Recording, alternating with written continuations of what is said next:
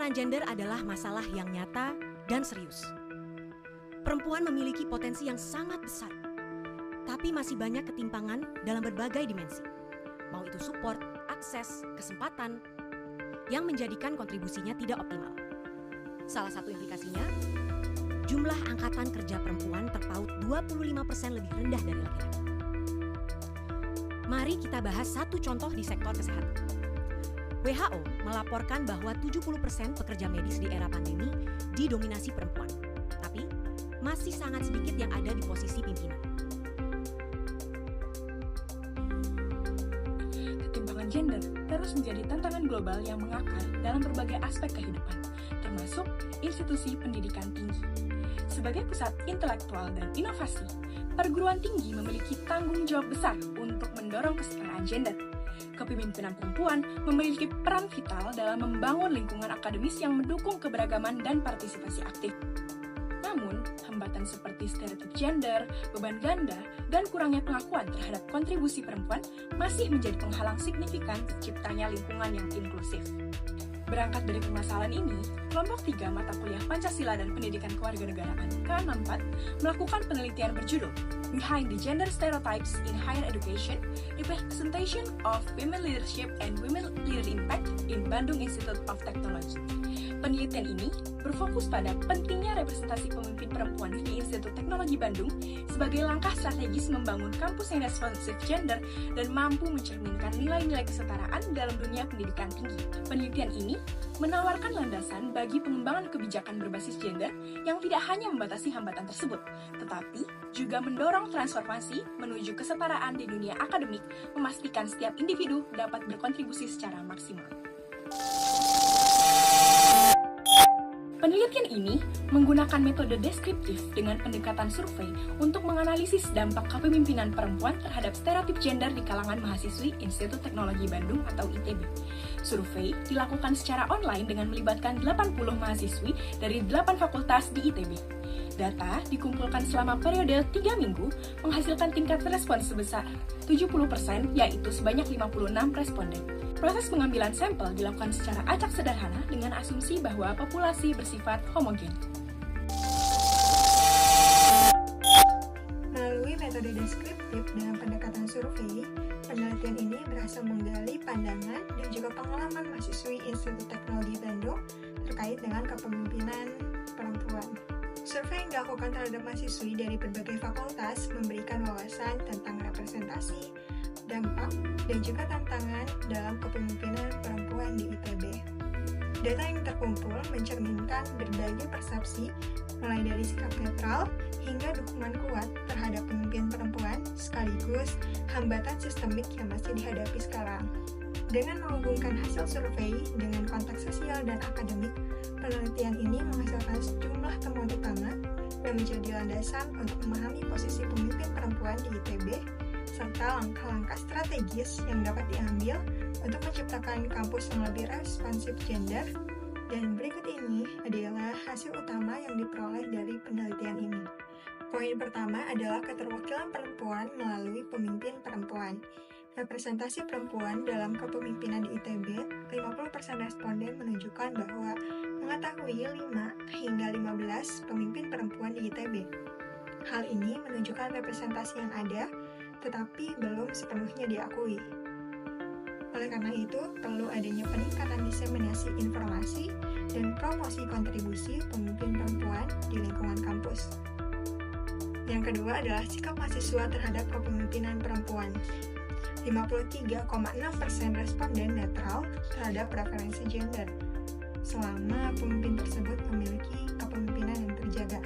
35,7% memiliki preferensi untuk dipimpin oleh pemimpin perempuan, sementara 7,1% sangat mendukung kepemimpinan perempuan, dan 3,6% responden tidak ingin dipimpin oleh pemimpin perempuan. Hal ini kemungkinan disebabkan oleh perbedaan gaya kepemimpinan dan juga faktor dari sosial kultural. Mengenai pentingnya peran perempuan di kepemimpinan kampus, 46,4 responden menganggap peran perempuan dalam kepemimpinan penting dan 32,1% responden menganggapnya sangat penting. Selain itu, ada 19,6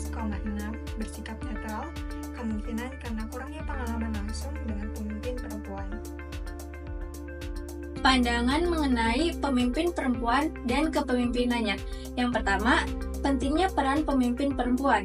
Kepemimpinan perempuan, khususnya di kampus seperti Institut Teknologi Bandung, memiliki peran yang krusial dalam menciptakan lingkungan yang responsif terhadap isu-isu gender.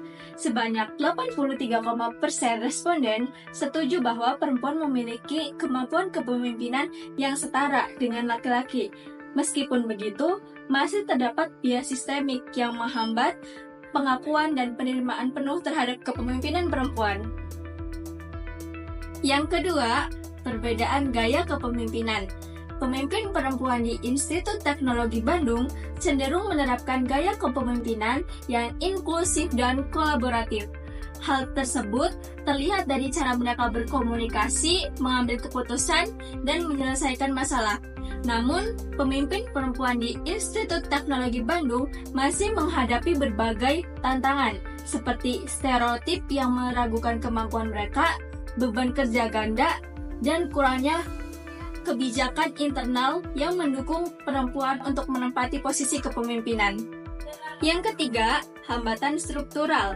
Stereotip seperti anggapan bahwa perempuan terlalu emosional atau kurang tegas dibandingkan laki-laki menjadi hambatan besar bagi perempuan untuk mencapai posisi kepemimpinan. Meskipun banyak perempuan yang memiliki kualifikasi yang tinggi, kesenjangan gender dalam kepemimpinan masih tetap ada. Hal ini menunjukkan bahwa diperlukan adanya perubahan besar dalam persepsi budaya dan implementasi kebijakan untuk mendukung kepemimpinan perempuan. Dampak kepemimpinan perempuan. Yang pertama, pengakuan terhadap kebijakan pemimpin perempuan. Banyak kebijakan yang telah diinisiasi oleh pemimpin perempuan di Institut Teknologi Bandung. Tetapi, mayoritas responden hanya mengetahui kurang dari 5 kebijakan tersebut. Hal ini mengindikasikan bahwa diperlukan strategi komunikasi yang lebih efektif dan inklusif untuk meningkatkan pemahaman serta pengakuan terhadap dampak dari kebijakan tersebut. Yang kedua, tingkat kepuasan terhadap kepemimpinan perempuan. Dalam hal kepuasan terhadap kepemimpinan perempuan di Institut Teknologi Bandung, hasil survei menunjukkan bahwa 19 responden merasa tidak puas, 19 netral, dan 14 merasa puas. Variasi tingkat kepuasan ini dipengaruhi oleh berbagai faktor, termasuk gaya kepemimpinan, keberhasilan implementasi kebijakan, dan persepsi sosial terhadap kepemimpinan perempuan.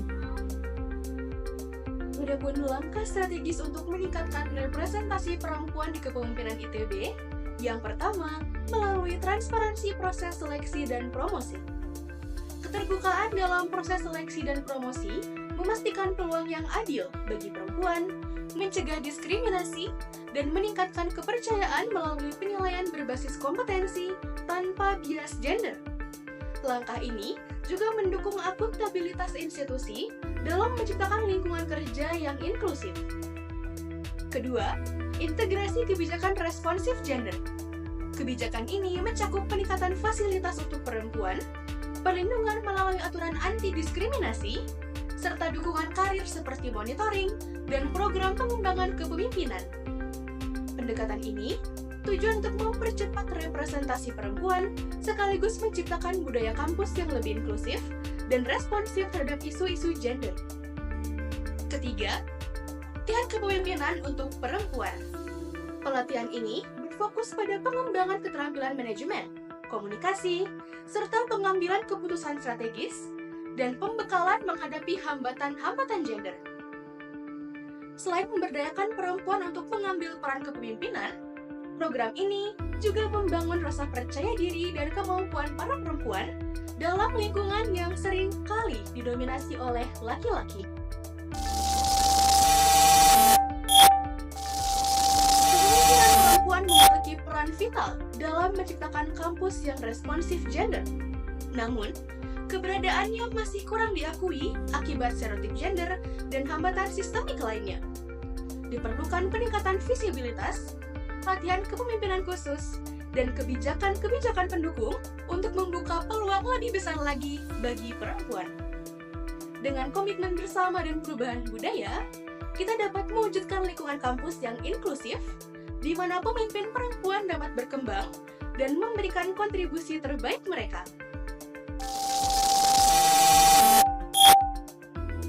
Kesetaraan gender bukan hanya tujuan, tetapi fondasi untuk membangun komunitas kampus yang lebih kuat. Mari bersama-sama menciptakan kampus yang setara dan responsif gender demi masa depan yang lebih adil dan inklusif. Perjuangan Ibu Kartini sudah lebih dari 1 abad, tapi masih sangat relevan sampai sekarang. Dan kita harus ingat, isu kesetaraan gender bukan semata isu perempuan saja. Kita semua, perempuan, laki-laki, berbagai organisasi dan institusi di Indonesia harus terus berkomitmen untuk meneruskan perjuangannya.